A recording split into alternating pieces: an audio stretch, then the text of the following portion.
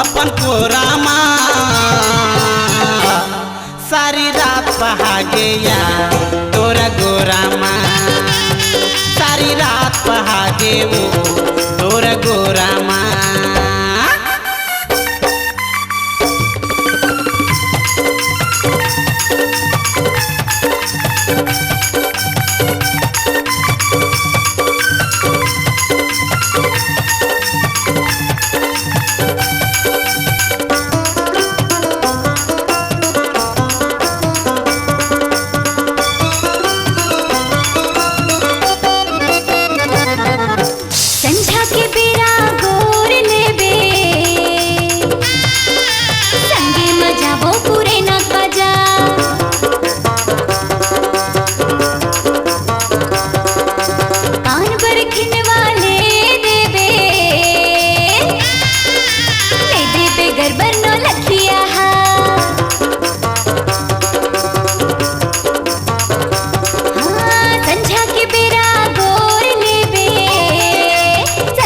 जाबो पूरे नग बजा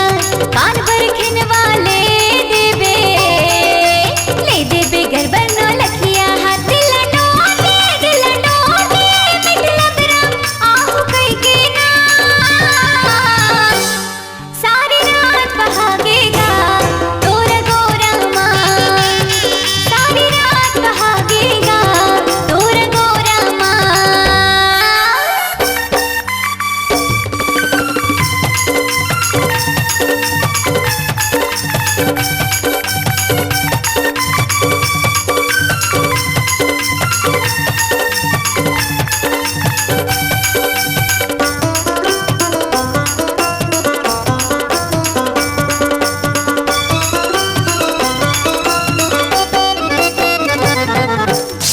मुहनी तय मोला खवाए होगे हम तोर दीवाना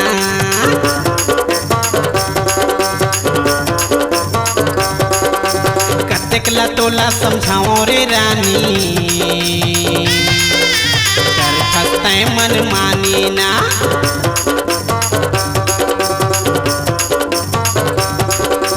का मुहनी तय मोला खवाए हो तोर दीवाना वो कतेकला तोला समझाओ रे रानी कर खस्ते मन मानी मल्ला मोही डरे मिठी लबरी आहू कह के ना सारी रात बहागे या तोर गोरामा सारी रात बहागे वो तोर गोरामा।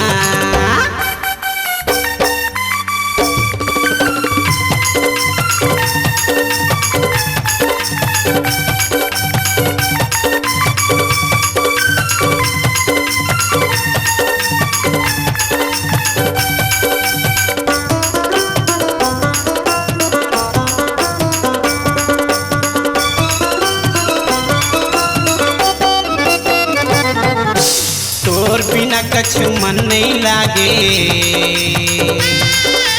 तरसत है मोर चोलाओ हाँ तोला तुम्हें हंचतावत हो बैहा झील लगा देबे मोलागा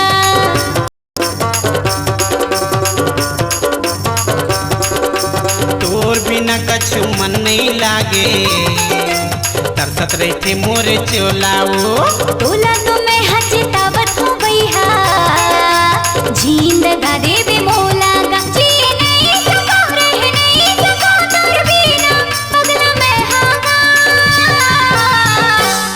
सारी रात बहागेगा तोर गोरा माँ सारी रात बहागेगा तोर गोरा माँ ये बैठा के चुमा ले हूँ अपन कोरा माँ सारी रात बहागेया तोरा गोरा माँ सारी रात बहागेगा तोर गोरा माँ सारी रात बहागे वो तोरा गोरा माँ सारी रात बहागेगा तोर गोरा माँ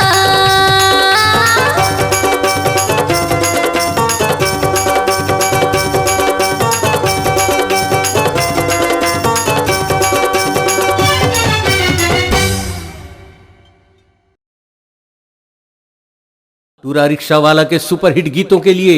आज ही ले आइए के कैसेट पर ऑडियो एवं MP3।